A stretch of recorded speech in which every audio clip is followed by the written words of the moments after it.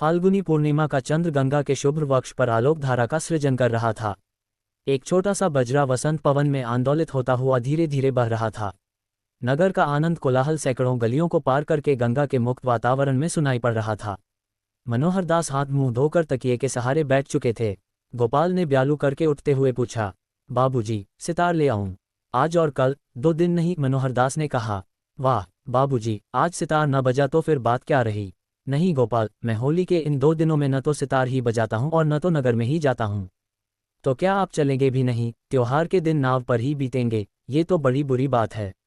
यद्यपि गोपाल बरस बरस का त्योहार मनाने के लिए साधारणत युवकों की तरह उत्कंठित था, परंतु 70 बरस के बूढ़े मनोहर दास को स्वयं बूढ़ा कहने का साहस नहीं रखता। मनोहर दास का भरा हुआ मुंह, दृढ़ अवयव और बलिष्ठ अंग विन्यास गोपाल के यौवन से अधिक पूर्ण था। मनोहर दास ने कहा, गोपाल, मैं गंदी गालियों या रंग से भगता हूँ। इतनी ही बात नहीं, इसमें और भी कुछ है। होली इसी तरह बिताते मुझे 50 बरस हो गए। गोपाल ने नगर में जाकर उत्सव देखने का कुतूहल दबाते हुए पूछा, ऐसा क्यों बाबूजी? ऊंचे तकिए पर चित लेकर लंबी सांस लेते हुए मनोहर दास ने कहना आरंभ किया, हम और तुम्हारे बड़े भाई गिरिधर दास साथ ही साथ जवाहिरात का व्यवसाय करते थे। इस साझे का हाल तुम जानते ही हो। हाँ, तब बम्बई की दुकान न थी और न तो आज जैसी रेलगाड़ियों का जाल भारत में बिछा था, इसलिए रथों और इक्कों पर भी लोग लंबी लंबी यात्राएं करते।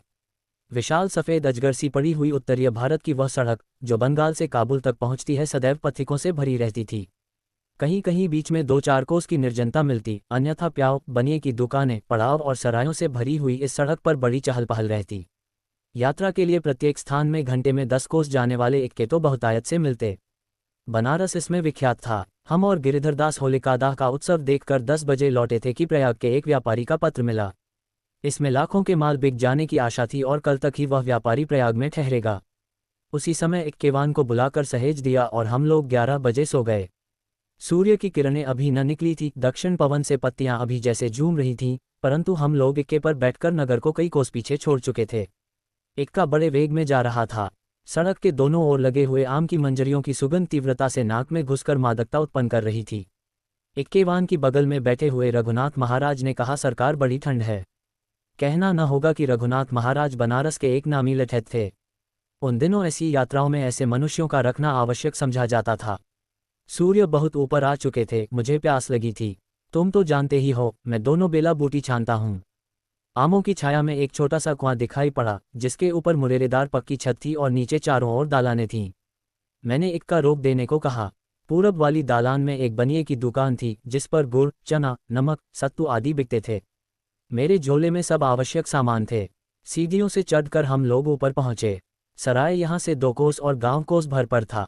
इस रमणीय स्थान को देखकर विश्राम करने की इच्छा होती थी। अनेक पक्षियों की मधुर बोलियों से मिलकर पवन जैसे सुरीला हो उठा। ठंडई बनने लगी। पास ही एक नींबू का वृक्ष खूब फूला हुआ था। रघुनाथ ने बनिए से हांडी लेकर कुछ फूलों को भिगो दिया। ठंडई तैयार होते होते उसकी महक से मन मस्त हो गया। चांदी के गिलास झोली से बाहर निकाले गए, पर रघुनाथ ने कहा, सरकार, इसकी बहार तो पूर्वे में है। बनिए को पुकारा। वह तो था नहीं। एक धीमा स्वर सुनाई पड़ा, क्या चाहिए? पूर्वे दे जाओ। थोड़ी ही देर में एक 14 वर्ष की लड़की सीढ़ियों से ऊपर आती हुई नजर पड़ी। सचमुच वह सालू की छींक पहने एक देहाती लड़की थी। कल उसकी भाभी ने उसके साथ खूब गुलाल खेला था। वह जगी भी मालूम पड़ती थी। मदिरा मंदिर के द्वार सी खुली हुई आंखों में गुलाल की गरज उड़ रही थी। पलकों के छज्जे और बरौनियों की चिकों पर भी गुलाल की बहार थी। सर के हुए घूंघट से जितनी इल्कें दिखलाई पड़ती, वे सब रंगी थीं। भीतर से भी उस सरला को कोई रंगीन बनाने लगा था। न जाने क्यों, इस छोटी अवस्था में ही वह चेतना से ओतप्रोत थी।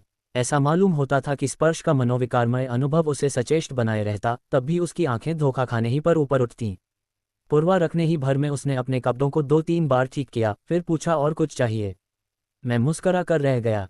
उस वसंत के प्रभाव में सब लोग वह सुस्वादु और सुगंधित ठंडाई धीरे धीरे पी रहे थे और मैं साथ ही साथ अपनी आंखों से उस बालिका के यौवनोन्माद की माधुरी भी पी रहा था। चारों ओर से नींबू के फूल और आमों की मंजरियों की सुगंध आ रही थी। नगरों से दूर, देहातों से अलग कुएं की वह छत संसार में जैसे सबसे ऊंचा स्थान था। क्षण भर के लिए जैसे उस स्वप्न लोक में एक अप्सरा आ गई हो। सड़क पर एक बैलगाड़ी वाला बंडलों से टिका हुआ आंखें बंद किए हुए बिरहा गाता था। बैलों के हाँकने की जरूरत नहीं थी, वह अपनी राह पहचानते थे। उसके गाने में उपालम था, आवेदन था। बालिका कमर पर हाथ रखे हुए बड़े ध्यान से उसे सुन रही थी। गिरिधर दास और रघुनाथ महाराज हाथ मुंह धो आए, पर मैं वैसे ही बैठा रहा। रघुनाथ महाराज उजड़ तो थे ही, उन्होंने हंसते हुए पूछा, क्या दाम नहीं मिला? गिरधर दास भी हंस पड़े। गुलाब से रंगी हुई उस बालिका की कनपटी और भी लाल हो गई।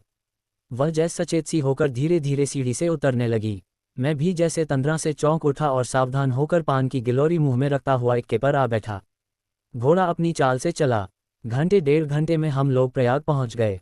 दूसरे दिन जब हम लोग लौटे तो देखा कि उस कुएं की दालान में बनिए की दुकान नहीं है। एक मनुष्य पानी पी रहा था। उससे पूछने पर मालूम हुआ कि गांव में एक भारी दुर्घटना हो गई है। दोपहर को धुरहट्टा खेलने के समय नशे में रहने के कारण कुछ लोगों में दंगा हो गया। वह बनिया भी उन्हीं में था। रात को उसी के मकान पर डाका पड़ा। वह तो मार ही डाला गया, पर उसकी लड़की का भी पता नहीं। रघुनाथ ने अक्खड़पन से कहा, अरे वह महालक्ष्मी ऐसी ही रहीं। उनके लिए जो कुछ ना हो जाए थोड़ा है। रघुनाथ की यह बात मुझे बहुत बुरी लगी। मेरी आंखों के सामने चारों ओर जैसे होली जलने लगी। ठीक साल भर बाद वही व्यापारी प्रयाग आया और मुझे फिर उसी प्रकार जाना पड़ा। होली बीत चुकी थी। जब मैं प्रयाग से लौट रहा था, उसी कुएं पर ठहरना पड़ा। देखा तो एक विकलांग दरिद्र युवती उसी दालान में पड़ी थी। उसका चलना फिरना असंभव था। जब मैं कुएं पर चलने लगा तो उसने दांत निकालकर हाथ फैला दिया। मैं पहचान गया, साल भर की घटना सामने आ गई। न जाने उस दिन मैं प्रतिज्ञा कर बैठा कि आज से होली न खेलूंगा। वह 50 बरस की बीती हुई घटना आज भी प्रत्येक होली में नई होकर सामने आती है। तुम्हारे बड़े भाई गिरिधर ने मुझे कई बार होली मनाने का अनुरोध किया, पर मैं उनसे सहमत न हो सका और मैं अपने हृदय के इस निर्बल पक्ष पर अभी तक दृढ़ हूँ। समझा ना गोपाल? इसलिए मैं ये 2 दिन बनारस के कोलाहल से अलग नाव पर ही बिताता हूँ।